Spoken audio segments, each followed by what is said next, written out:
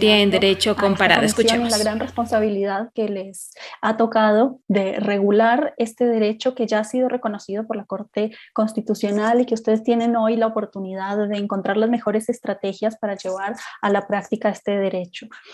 Coincido con quienes me han precedido en la palabra y sobre todo con María Fernanda en cuanto a la necesidad de garantizar que este derecho represente el reconocimiento de la autonomía, de la voluntad de todas las personas con capacidad de gestar en el Ecuador y en particular de algunos grupos especiales que requieren medidas de política pública que aseguren que efectivamente el ejercicio de este derecho se va a dar en el marco de la autonomía que les asiste. Por esto, mi intervención del día de hoy quisiera centrarse en el consentimiento informado como una de las tareas que seguramente ustedes tienen por delante regular en el marco de una ley de acceso a la interrupción voluntaria del embarazo en casos de violación. El consentimiento informado es una garantía que empieza a aparecer como derecho del paciente a partir de la década del 70, cuando se reconocen los derechos de pacientes y se trata de cambiar un poco la estructura jerárquica que caracterizó la relación sanitaria durante muchas décadas en todo el mundo. Y el consentimiento informado, entonces, como garantía de los pacientes, se debe dar para cualquier práctica sanitaria y la interrupción del embarazo, que hoy es una práctica sanitaria más, desde lo que ha dicho la Corte Constitucional en el Ecuador, es un derecho de las personas que están que han sido víctimas de violencia sexual. Ustedes lo han enmarcado como parte de la reparación integral que corresponde a estas víctimas, pero más allá de eso, como práctica sanitaria, tiene que precederse de un consentimiento informado. Y ese consentimiento informado no debe ser tomado únicamente como un documento. Sabemos que muchas veces en la interacción con el sistema de salud se reduce a ese documento que firmamos para autorizar la práctica, pero la realidad y el espíritu del consentimiento informado como institución tiene que ver con un proceso dinámico que se da a lo largo de toda la relación sanitaria, de toda la intervención, en donde se entrega información a las usuarias y usuarios de los servicios de salud, en este caso quienes requieran una interrupción del embarazo por causal violación, y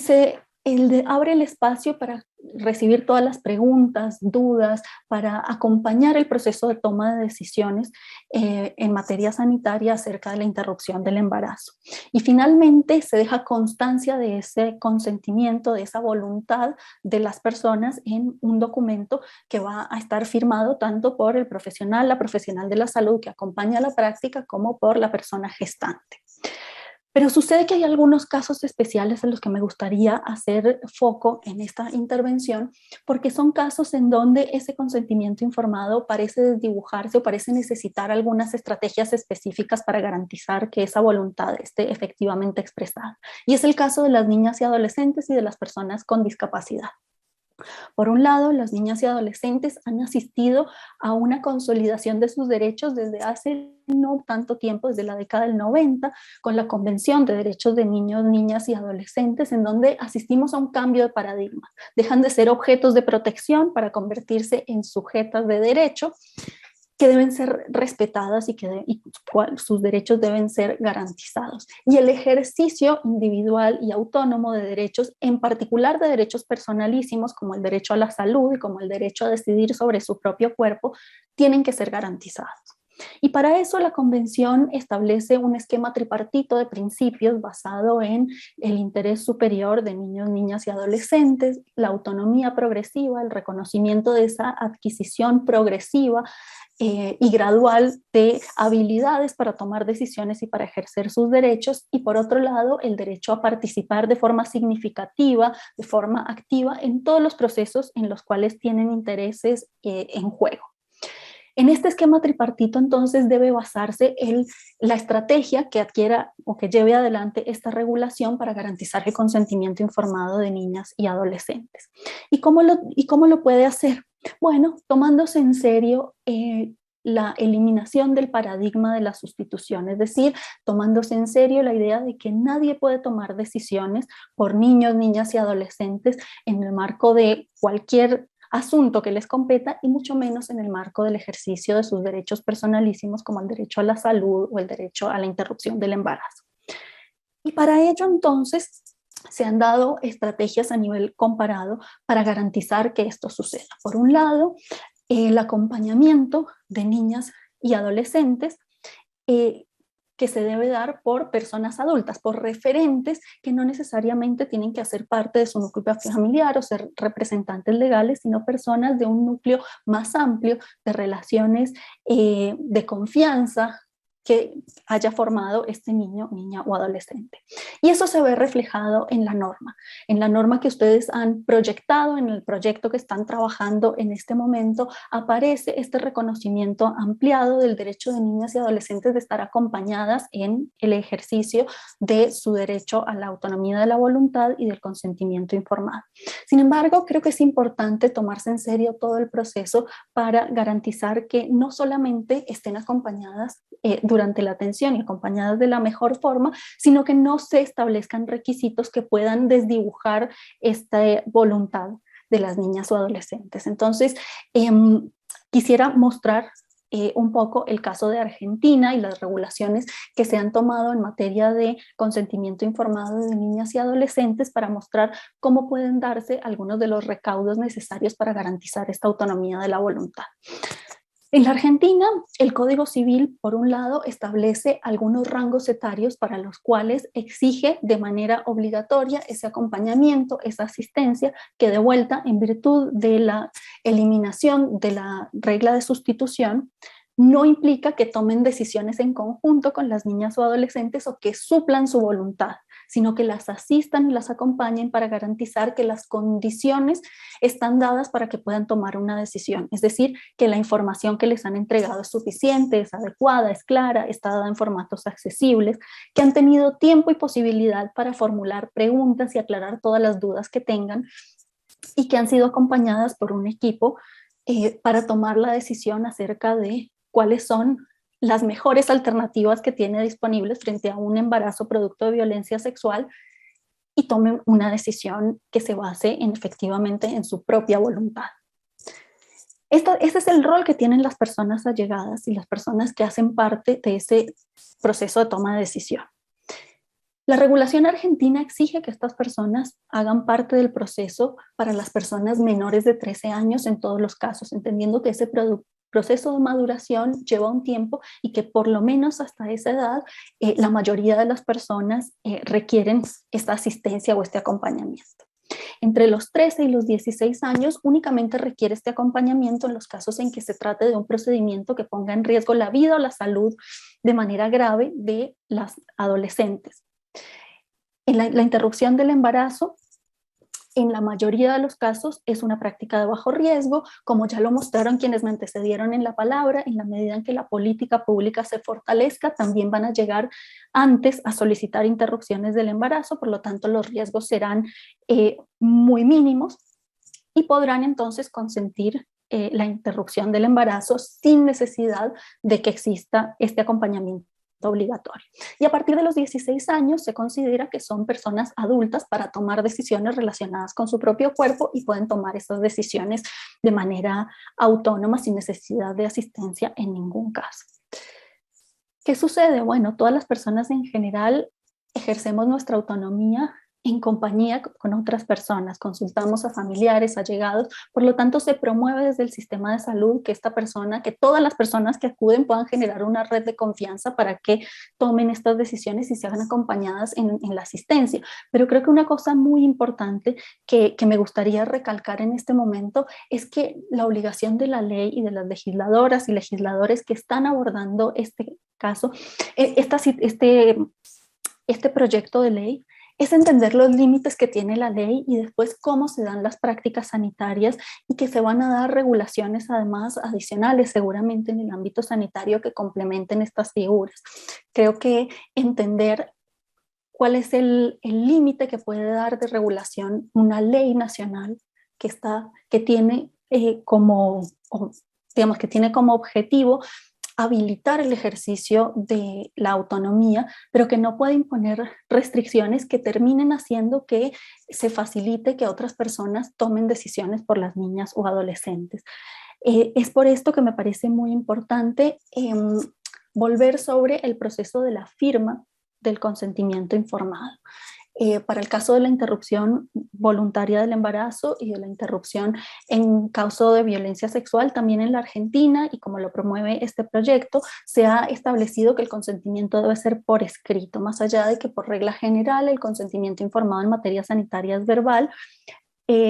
La realización de un documento es una manera de dejar constancia de esta voluntad y por tanto es necesario que no se establezcan requisitos que hagan que al final del día la voluntad que se toma en consideración sea la de la persona adulta que acompaña este proceso y no la de la niña o adolescente. Para esto los equipos de salud son claves, el acompañamiento, ya lo mencionaban en intervenciones precedentes, la consejería es clave para asegurar que efectivamente sea la voluntad de la niña o adolescente la que está en juego. La información es muy importante también asegurar dentro de este proceso, como ya desde 2009 lo vienen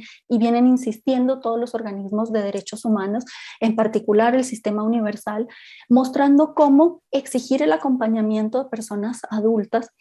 a los procesos de atención sanitaria resulta expulsivo y violatorio de los derechos humanos de las niñas y adolescentes, especialmente en materia de salud reproductiva. Sabemos que se trata de situaciones en donde por las características de nuestras sociedades, muchas veces las niñas o adolescentes prefieren no acudir a los servicios de salud si saben que tienen que hacerlo en compañía de personas adultas para recibir los servicios de atención. Entonces, es muy importante asegurar que en ninguna etapa del proceso de consentimiento informado se exija la presencia obligatoria de algunas personas en particular que puedan hacer que las niñas o adolescentes prefieran no acudir a los servicios y se tomen medidas para garantizar que efectivamente sea la voluntad de la persona que está gestando en ese momento y que solicita la interrupción la que sea expresada para el acceso a la práctica. Otro de los grupos especiales de protección que les mencionaba son las personas con discapacidad. Me parece muy importante mencionar que desde la ratificación de la Convención de los Derechos Humanos de las Personas con Discapacidad se ha generado también un nuevo marco para entender el ejercicio de la autonomía de las personas con discapacidad. Por un lado, la Convención obliga a presumir la capacidad de todas las personas independientemente de que tengan o no alguna discapacidad. Y esto también se hace carne en el acceso al sistema de salud. La Convención y todos los organismos de protección de derechos humanos han sido coincidentes en aceptar que hay algunos grupos de personas con discapacidad que son subrepresentados y los cuales en general ven vulnerados sus derechos con mayor frecuencia. Y estos, por ejemplo, son, en el caso que nos ocupa, las personas con discapacidad psicosocial o intelectual. Allí, los recaudos y las medidas que se toman para garantizar el acceso a los servicios de salud muchas veces terminan siendo regresivos, terminan jugando en contra del ejercicio de sus derechos. Y para esto es muy importante que la ley y el proceso de consentimiento informado tomen en consideración algunas cuestiones fundamentales. Primero, que la restricción de la capacidad no debe ser presumida en el sistema de salud y todos los procesos de restricción de la capacidad que involucren la restricción de la capacidad para tomar decisiones en materia reproductiva o en materia de interrupción del embarazo deben ser expresos. No pueden existir restricciones de la capacidad general y no se puede presumir que estas restricciones impactan en el acceso o en la capacidad para decidir sobre la interrupción de un embarazo. A la vez, tenemos que tener muy claro que las personas con discapacidad también han sido víctimas de avasallamiento de su voluntad, tanto para interrumpir el embarazo en contra de su voluntad como para impedirles acceder a interrupciones del embarazo cuando así lo deciden. Por lo tanto, el proceso para la toma de decisiones y para el consentimiento informado debe involucrar y garantizar la presencia de ajustes razonables que tienen que ver tanto con el formato de la entrega de información con la cual se va a habilitar la toma de decisión, pero también con el mismo entorno en el cual se va a realizar la atención para garantizar que las personas con discapacidad puedan llegar a los servicios, participar en todo el proceso y tomar las decisiones de manera autónoma. Se deben garantizar además los sistemas de apoyo necesarios para que puedan tomar estas decisiones. Los sistemas de apoyo tienen muchas caras. En general, cuando pensamos en sistemas de apoyo, pensamos en una persona de confianza que pueda acompañar a una persona con discapacidad, que conozca cuáles son sus necesidades particulares y pueda expresarlas claramente al sistema de salud para que se tomen las medidas que garanticen la adecuada atención de su salud. Pero los sistemas de apoyo tienen también muchas otras formas de expresarse. Hay sistemas de apoyo tecnológicos, hay sistemas de apoyos que involucran simplemente algún acceso a la tecnología para mejorar la comunicación. Y todos estos deben estar habilitados y deben ser tenidos en cuenta para que puedan ser desarrollados en el proceso de atención. Pero también es importante tomar en consideración las salvaguardas. Las salvaguardas son mecanismos que ha establecido la Convención de los Derechos de las Personas con Discapacidad para asegurar que los sistemas de apoyo, estas personas que pueden hacer la asistencia o que los mecanismos que se estén utilizando como apoyo realmente estén funcionando y realmente se dirijan a garantizar que la persona con discapacidad está tomando su propia decisión en relación con el acceso a la interrupción del embarazo. Finalmente, todas estas cuestiones hacen el ejercicio de la autonomía y se dirigen a garantizar que efectivamente las personas puedan tomar una decisión respecto de la interrupción del embarazo.